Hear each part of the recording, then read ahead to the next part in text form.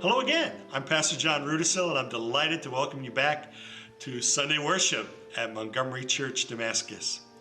I'm standing here enjoying a portion of those things that we brought as our offering of celebration last week as we returned to worship on campus.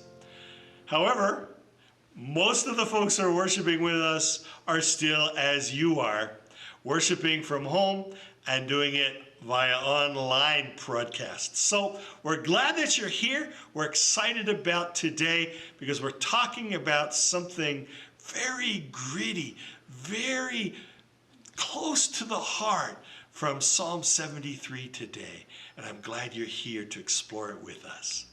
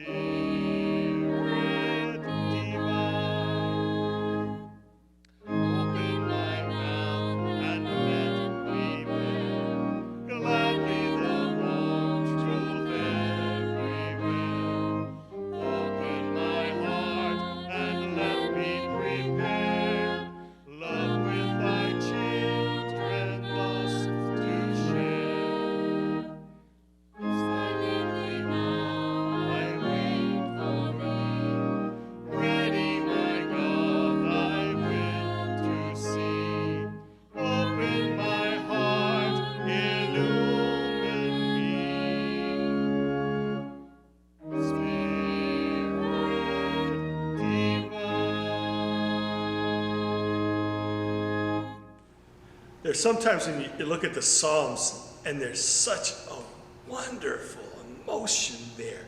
It just draws you right in. And for me, this is one of those passages. We're looking today at Psalm 73 and the first 28 verses. Truly God is good to Israel, to those whose hearts are pure. But as for me, I almost lost my footing. My feet were slipping and I was almost gone. For I envied the proud when I saw them prosper despite their wickedness. They seem to live such painless lives. Their bodies are so healthy and strong. They don't have troubles like other people. They're not plagued with problems like everyone else. They wear pride like a jeweled necklace and clothe themselves with cruelty. These fat cats have everything their hearts could ever wish for. They scoff and they speak only evil. In their pride, they seek to crush others. They boast against the very heavens, and their words strut throughout the earth. And so the people are dismayed and confused, drinking in all their words. What does God know, they ask? Does the Most High even know what's happening? Look at these wicked people enjoying a life of ease while their riches multiply. Did I keep my heart pure for nothing?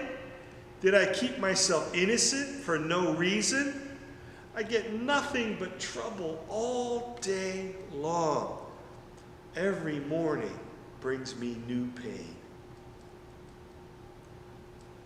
If I had really spoken this way, I would have been a traitor to your people, O God. So I tried to understand why the wicked prosper, but what a difficult task it is. Then I went to your sanctuary, O God, and I finally understood the destiny of the wicked. Truly, you put them on a slippery path and sent them sliding over the cliff to destruction. In an instant, they are destroyed, completely swept away by terrors. When you arise, O Lord, you will laugh at their silly ideas, as a person laughs at dreams in the morning. Then I realized that my heart was bitter, and I was all torn up inside.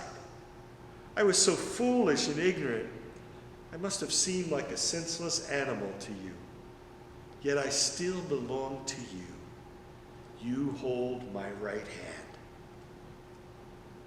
You guide me with your counsel, leading me to a glorious destiny. Whom have I in heaven but you? I desire you more than anything on earth. My health may fail, my spirit may grow weak, but God remains the strength of my heart. He is mine forever. But as for me, how good it is to be near God.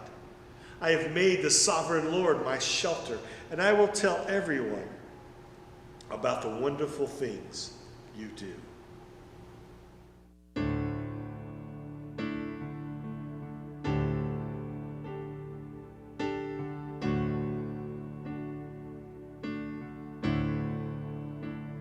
Through every battle, through every heartbreak, through every circumstance,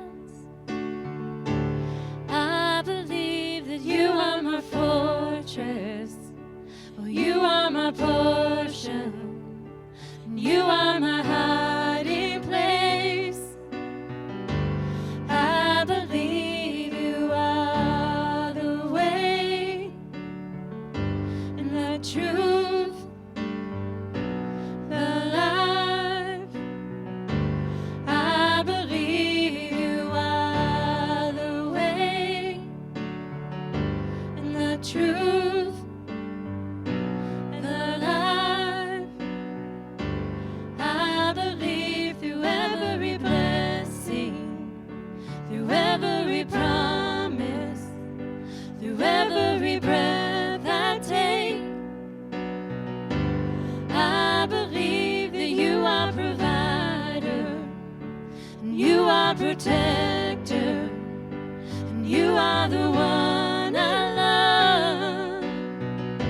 And I believe you are the way and the truth and the life. I believe you are the way and the truth, the life. I believe it's a new horizon, and I'm set on you, and you meet me here with mercies that are new. All my fears and doubts, they can all come true, because they can't stay long when I'm here with you. It's a new horizon, and I'm set on you,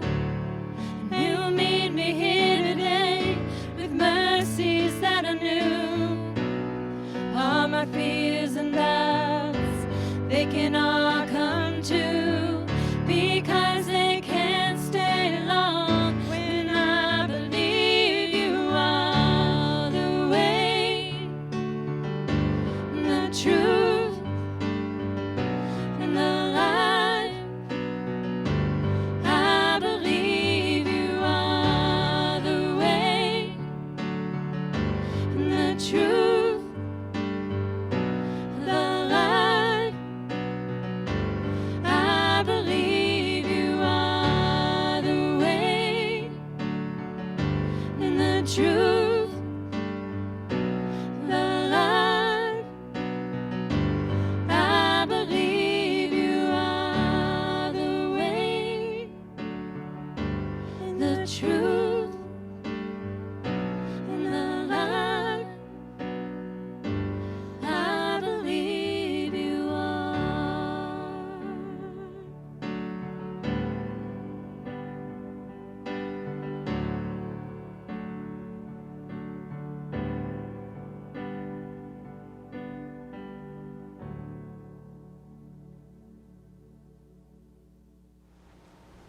Asaph was one of the Levites who was assigned as a worship leader by King David. He was skilled as a musician and poet, and also had a reputation also as a prophet.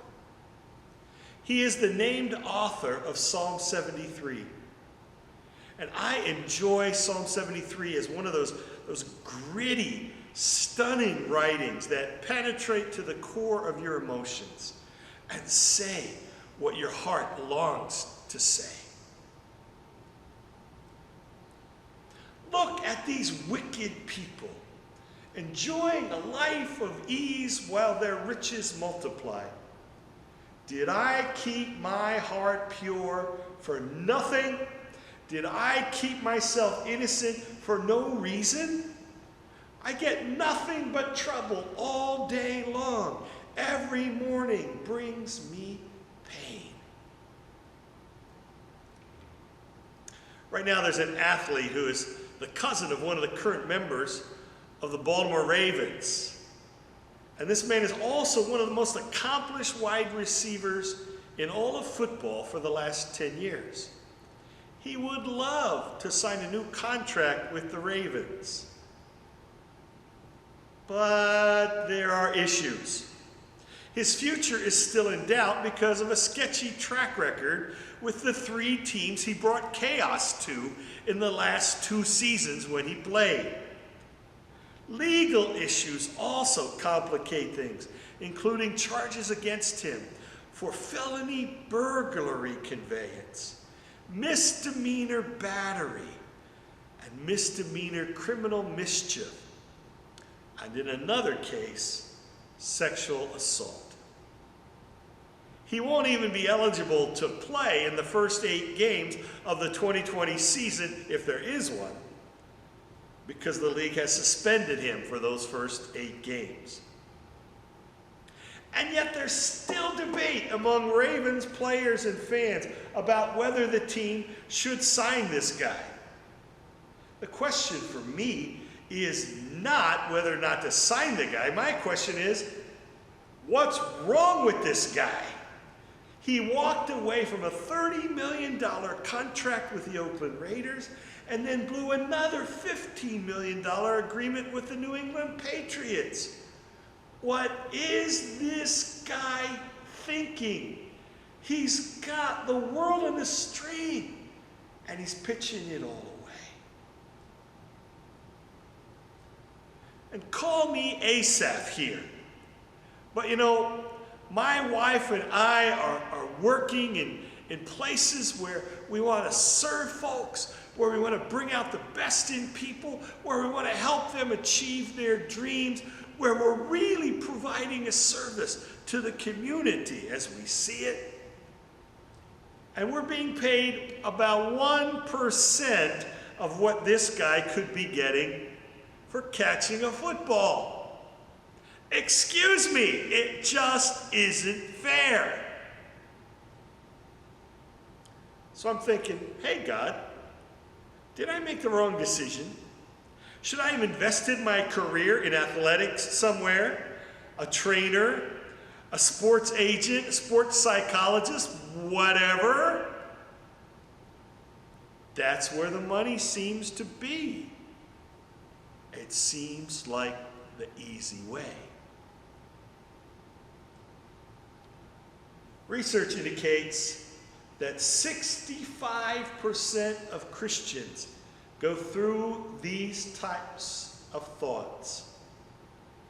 And I want to give you permission today to be among those 65%, to be among those who are asking important questions. Many times we're told, no, don't doubt, have faith. No, don't let that enter your mind. Stick to the program. No, don't ever question things. I want to give you permission to not listen to that voice. In his work In Two Minds, Os Guinness explains, doubt is not the opposite of faith.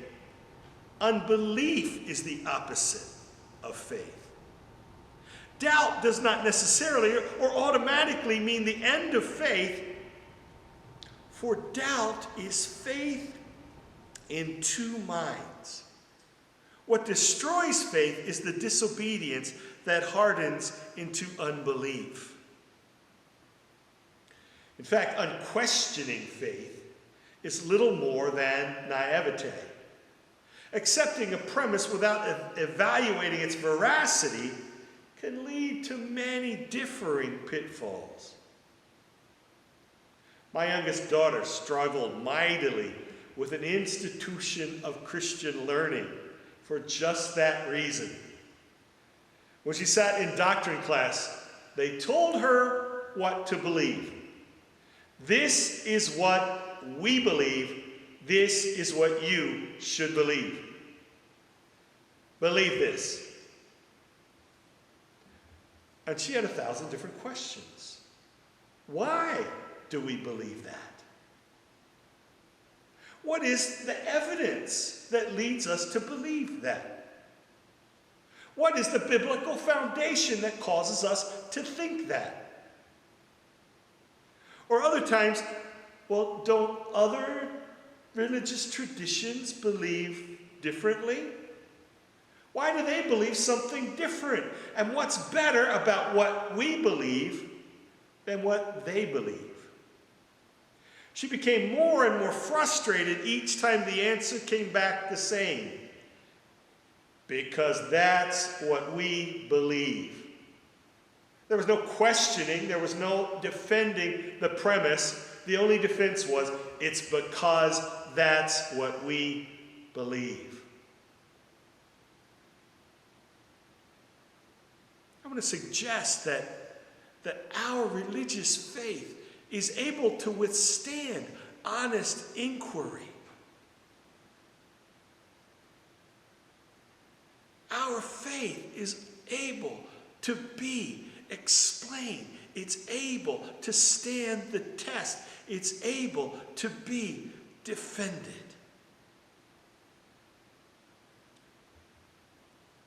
One of the heroes of the Bible who gets a bit of a bad rap, in my opinion, is the disciple named Thomas. What do we call this man as we remember him? Doubting Thomas, of course. You remember the story. Jesus appears to his disciples after his resurrection, but Thomas was not with them at the time. The others said to Thomas, "Thomas, we have seen the Lord." And his reaction was skepticism. We pick up the story in John chapter 20. But Thomas said to them, "Unless I see the nail marks in the hands of Jesus and put my fingers where the nails were, put my hands into his side, I will not believe it." A week later, his disciples were in the house again, and Thomas was with them. Though the doors were locked, Jesus came and stood among them and said, "Peace be with you." And then he said to Thomas, "Put your finger here. See my hands. Reach out your hand and put it into my side. Stop doubting and believe." And Thomas said to him, "My Lord and my God." Was it wrong for Thomas to be skeptical? Was it unrealistic of him to ask for proof before he believed? Doesn't seem so to me. This is just the way that Thomas is wired. It's not unbelief. It's just that he had some questions that needed to be answered. Earlier, as Jesus and the 12 are together, that we enter into the story of the resurrection of Jesus' friend Lazarus. Here, Thomas again reveals the same trait. The disciples thought Jesus meant that Lazarus was only sleeping, but then Jesus told them plainly, Lazarus has died. But I'm glad that I wasn't there so that you can grow in faith. Let's go to Lazarus. Thomas, who was called Didymus, said to the rest of the disciples, let's go so that we too can die with Jesus. Isn't that priceless? Thomas is obviously a little bit of an Eeyore. He is aware that Bethany is not really a safe place for them at the time. He knows that Jesus is going to go there anyway, and so he realizes that he will need to make a decision. And he announces it aloud to the others. We might as well go along with Jesus and die with him in Bethany. It was a courageous choice. It was a decision that didn't make sense. It was a decision that went against common sense. It was a decision of faith to trust Jesus. And when Thomas actually touches the resurrected body of Jesus, when he is convinced that this is not a ghost, not a contrivance of someone's imagination, he offers a wondrous affirmation. My Lord and my God. Thomas's doubts were not the equivalent to unbelief, but rather, as Guinness describes it, a state of suspension between faith and unbelief that was a part of Thomas's faith journey. The value of doubt is that it can be used to detect error. Additionally, however, doubt can be used to confirm truth. Realistically, it seems silly of us to try and hide our feelings from God, to try and hide our questions or suppress those questions.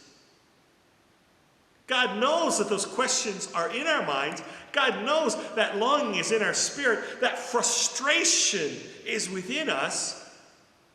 And so we might as well be willing to process it with God. I'm thankful that Asaph was willing to put his doubt into print. It helps me, and I hope it helps you to know I am not the only one who wonders whether I'm investing my life wisely or not. But I also think that understanding his reasoning is helpful also. As he describes the situation, he makes everything sound trouble-free and splendid as he describes the others. They seem to have such painless lives. Their bodies are so healthy and strong. They don't have troubles like other people. They're not plagued with problems like everyone else. They wear pride like a jeweled neckline and clothe themselves with cruelty. These fat cats have everything their hearts could ever wish for.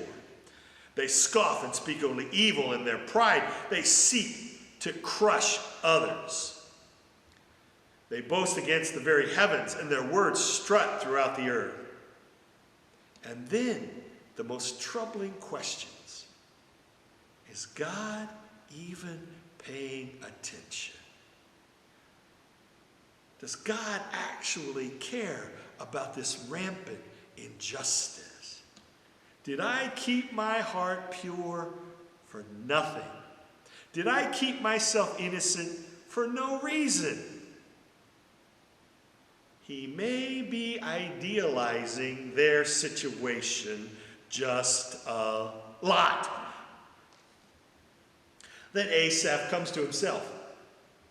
I knew that if I went around talking like this, I would dishonor God and the faith of my people. So, verse 17, I went to your sanctuary, O God, and I finally understood the destiny of the wicked. Apoorve Dubey, the author of The Flight of Ambition, has wisely observed, the value of life is revealed when it confronts death from close quarters. Simply stated, when we are confronted with our own mortality, the fragile nature of our lives, when the end seems to be near, it is common for us humans to evaluate what we have accomplished with our lives, and sometimes we don't like what we see. As in this song of Neil Diamond's from 1971. Did you ever read about a frog who dreamed of being a king and then became one? Well, except for the names and a few other changes, if you talk about me, my story's the same one. But I got an emptiness deep inside, and I've tried, but it won't let me go. And I'm not a man who likes to swear, but I never cared for the sound of being alone. I am, I said, to no one there, and no one heard me at all, not even the chair. I am, I cried. I am, said I. And I am lost, and I can't even say why. Now, I don't want to speculate whether this was written as an autobiographical song or whether Neil Diamond was ministering to that hurting soul. A cautionary tale to keep them from getting to the end of their life and wondering, why did I do all that I've done? It seems now so meaningless. Getting to that time challenges us to wonder about the lifelong impact of who we are. Asaph takes his doubt to God, and in the midst of worship, study, and his encounter with God, he's there bearing his soul to God. He's there understanding God's word. He's there honoring God for all that God has done and all that God is. And Asaph's doubt, just like Thomas's, leads to a wonderful affirmation. You guide me with your counsel, leading me to a glorious destiny. Whom have I in heaven but you? I desire you more than anything on earth. My health may fail and my spirit may grow weak, but God remains the strength of my heart. God is mine forever. But as for me, how good it is to be near God. I have made the sovereign Lord my shelter, and I will tell everyone about the wonderful things you do. Do you hear the repetition? Do you hear the repetition there? But as for me, early in the passage, but as for me, I'm burned out. As for me, I'm disgruntled. As for me, I'm frustrated, and I just don't know how I'm going to go on. And then, at the end of the chapter, it's a different as for me, because Asaph has rediscovered the wondrous love of God. He's not questioning, has all of my good work paid off for me? Have all of the times that I've tried to do the right thing made me a better person? He says, instead, my awareness of who I am and who God is, make God's love for me, make God's faithfulness to me more precious and more wonderful. Pastor John Piper clarifies that misconception. Most of us feel like we've got to do things to please God. We've got to have actions that please God. We've got to perform to please God. Piper says this: it is a precious thing beyond all words, especially in the hour of death, that we have a God whose nature is such that what pleases God is not our work for God, but our need for God. What pleases God is not the things that we think of as our offerings, as our work, as the work of our hands that we present to God. But what honors God more than anything is when we understand the powerful, generous, never-ending love that God has for us. So, just like Asaph, let's not be afraid to express our doubts. Let's not be afraid to let our emotions be expressed to God. But let's fight through it until, like Asaph, we find our joy. Thanks be to God. I count on one thing: the same God that never fails will not fail me now. You won't fail me now in the waiting. The same God who's never late is working all things out. You're working all things out. Yes, I will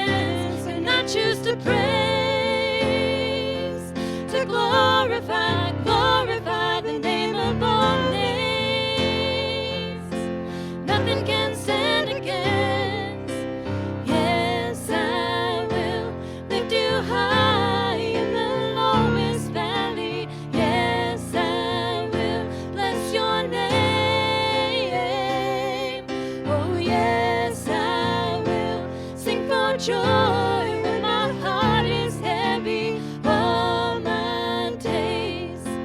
Yes, I will for all my days. Oh, yes, I will for all my days.